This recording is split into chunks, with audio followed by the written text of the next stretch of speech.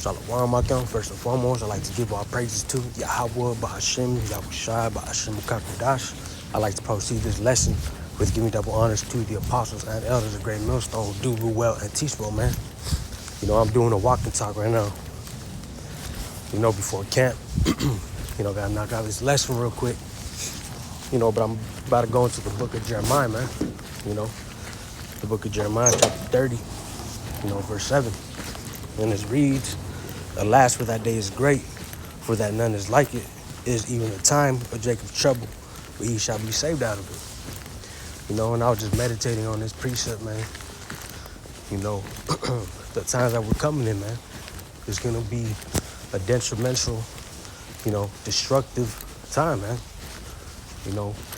We're going to see things in the streets that we've never seen on a day-to-day basis, man.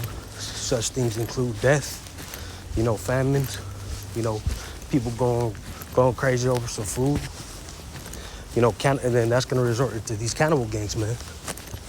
These people are going to resort to eating each other, like that, like that story. Let me just bring it out for edification's sake, man. Let us eat your child. Let's see. All right. It's the book of 2 Kings, chapter 6, verse 24, and it reads, "And it came to pass," so let these cars pass by real quick. 2 Ezra chapter 6, verse 24, "And it came to pass after this, that Ben-Hadad, king of Syria, gathered all his hosts and went up and besieged Samaria.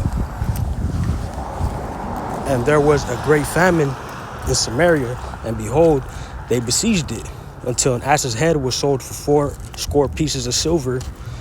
They're selling donkeys' head, man, for 80 pieces of silver, man. What do you think these people are going to start doing when they don't have nothing to eat? You never know what people are going to be selling to these other people, man. And it reads, "And the fourth part of a cab of dove's dung for 5 pieces of silver," man. They were buying cow shit, man.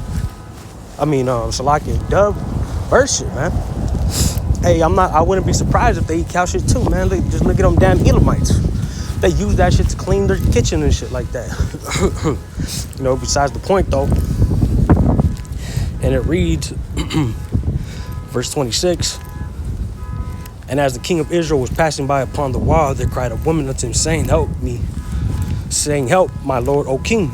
And he said, If the Lord do not help thee, when shall I help thee? Out of the barn floor or out of the wine press?" And the king said unto her, What aileth thee? And she answered, This woman said unto me, Give thy son, that we may eat him today, and we will eat my son tomorrow. Hey, desperate times call for desperate measures, man. That's ain't in the world. It's a true thing, man. I'm reading it again. Verse 28, "And the king said unto her, What aileth thee? And she answered, This woman said unto me, Give thy son, that we may eat him today, and we will eat my son tomorrow." So we boiled my son and did eat him. And I said unto her on the next day, Give thy son, that we may eat him. And she had hid her son, man. She played her, man. She ate the other woman's child, and she didn't, give up her child, man. This is the scandalous things. These are the scandalous things that are coming to America, which is Babylon the Great, man. It's a great big ball of confusion, man.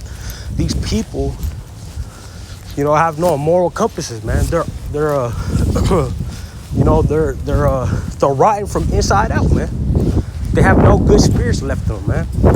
All these people want to do is, is give in to the lust of the flesh, man. Give in to the desires of the flesh, man. They don't know how to, how to fast, how to pray. Those things aren't on the mind of these worldly people, man. All they want to do is get high, get drunk, sleep around with a lot of people, focus on their careers, being prideful, arrogant. Because at the end of the day, that shit ain't gonna save you, man. Let me get this precept.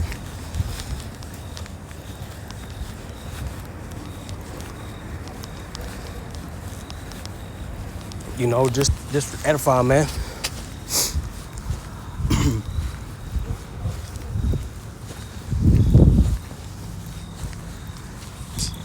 Salakia, bear with me.